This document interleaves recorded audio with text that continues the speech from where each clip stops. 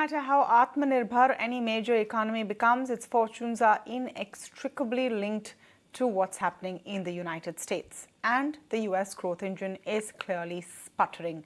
In simple words, increasingly cautious American banks are reluctant to lend to businesses and households, and a lack of loans or credit tightening will undoubtedly slow down the US economy. The US Federal Reserve's Financial Stability Report mentions that banks are concerned about the economic outlook, credit quality, and funding liquidity. And that's not it. Another Fed survey called SLOOS, SLOOS, also revealed that 46% of American banks have tightened the terms for business loans. Banks are shrinking loan sizes and increasing the cost of borrowing. As if all of this were not enough, banks say consumer demand for credit cards, car loans, and other products are also softening. So we ask, is the American banking system safe? Or are there more skeletons waiting to tumble out of the closet? How much more economic distress is on the cards in the months ahead, and what does it mean for the US and Indian markets? To speak more on that, I'm joined now by Craig Erlam, Senior Market Analyst at OANDA, Manish Singh, Chief Investment Officer at Crossbridge Capital, and Peter Cardillo, Chief Market Economist at Spartan Capital.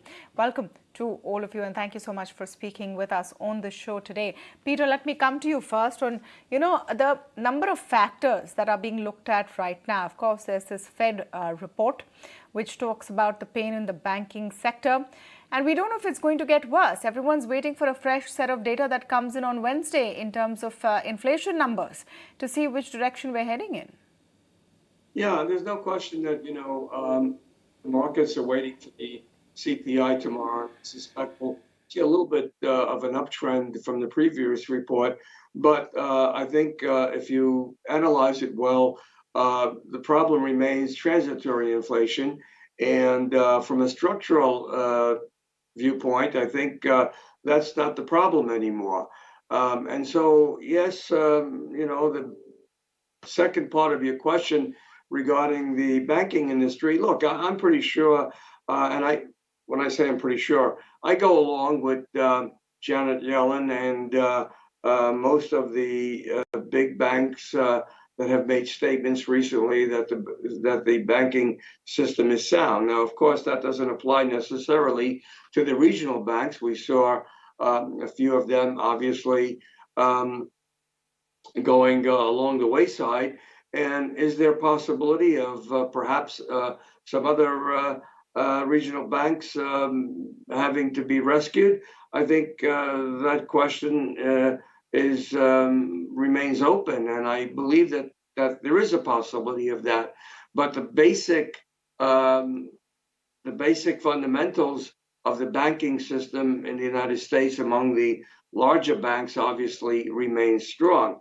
Now, some of the reports that have come out obviously indicate that lending procedures are going to tighten, and that's coming at the wrong time because we are headed for a recession. And so that just adds to this problem.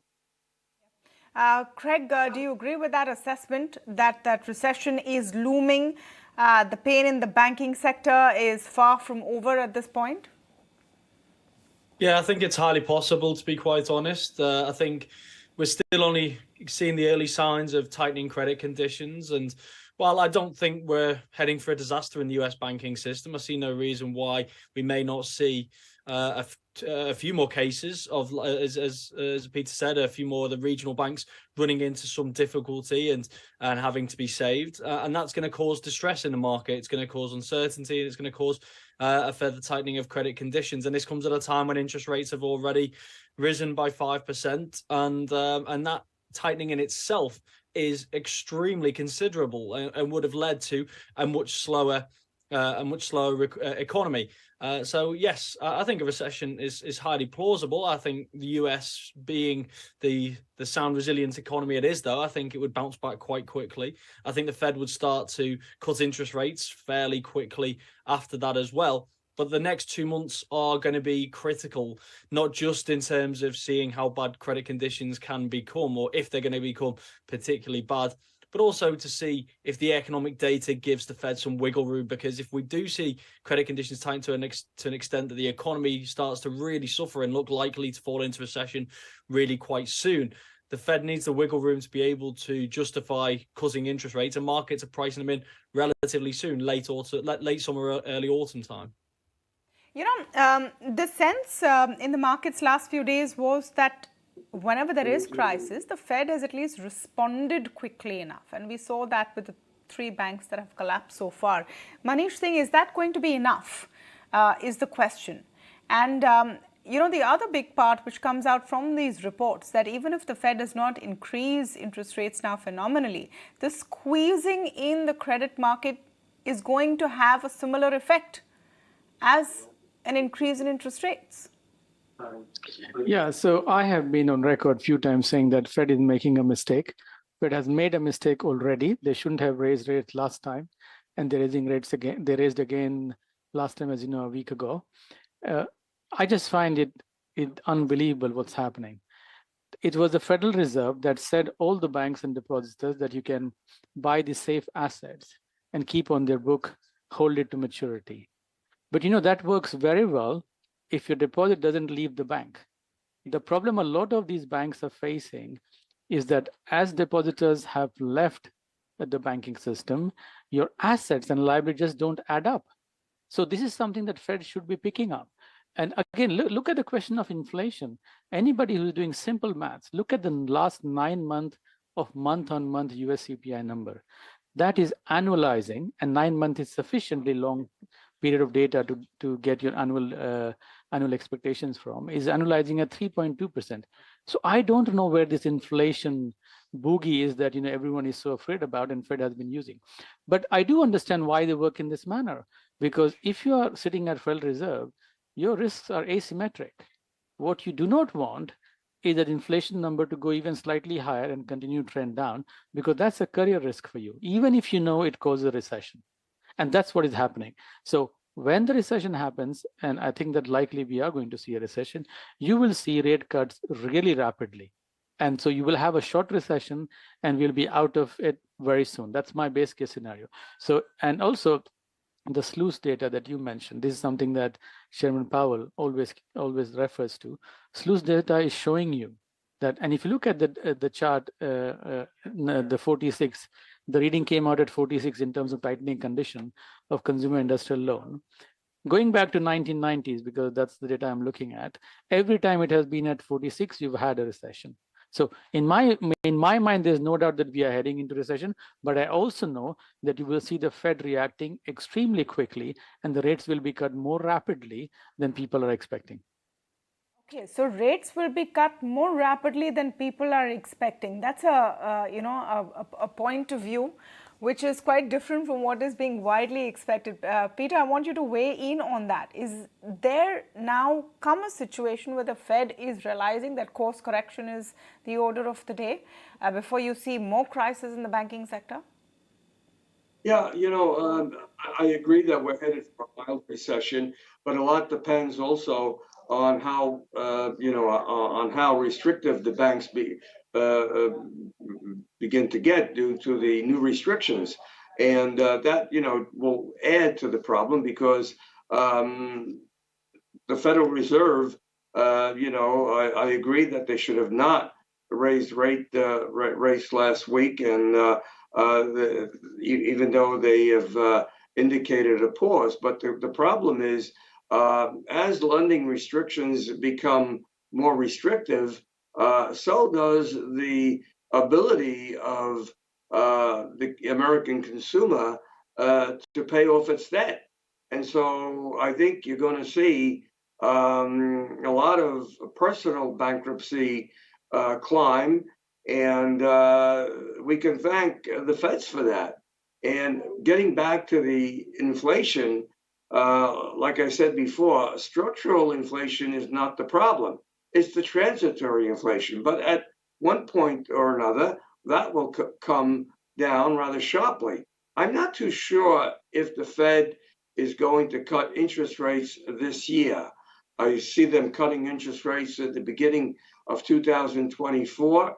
I think it remains a big question mark. And how steep of a recession are we looking at? I believe it'll be a mild one. But if I'm wrong about that, then the possibility of rate cuts before this year ends is a possibility. Right.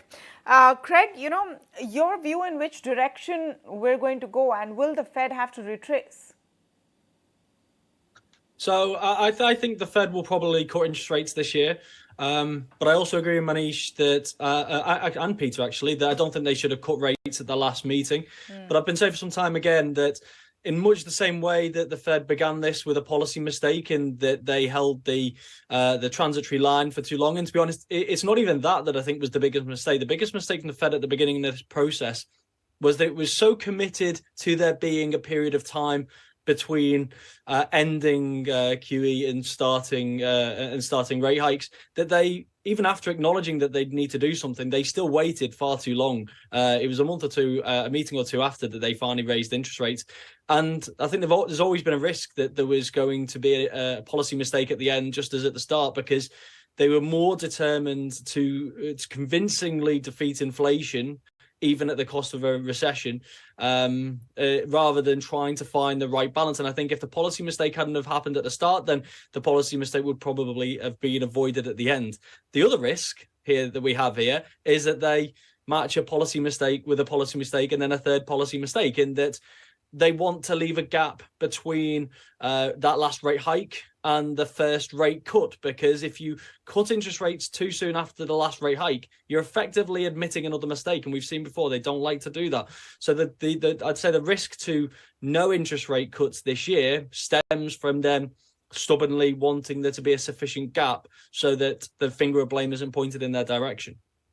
Yep. Just one last comment from you, Peter, on another factor that we need to keep an eye out on, and that's more in the political realm, but can have a huge impact, is the fight right now on raising the debt ceiling.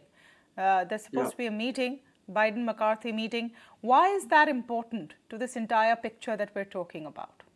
Well, let me just say this. I don't think anyone expects the U.S. to default. I certainly don't expect it. It's a political move right now, or I should say a political play. Will they go down to the last minute? Most likely. Could there be an option, maybe extending it for about a month or two? That's another possibility. But the fact that the politicians are being, what they are, and that is politicians, and they're all looking to make a political gain here. But the president, the Democrats, and of course the Republicans as well. Look, nobody wants the United States to default, from the president all the way on down. It would be catastrophic, not only for the American markets, but for the global markets as well. So no one really believes that that's going to happen. But it's a fear factor.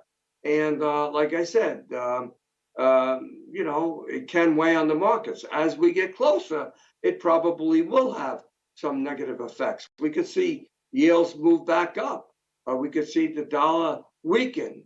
And certainly we could see hard assets go through the roof from these levels. So, right now it's a guessing game, but a guessing game that really is not going to amount to too much. It's more of a political ploy than anything really scary on the horizon. Thank you so much for that. Thank you to all of you for joining us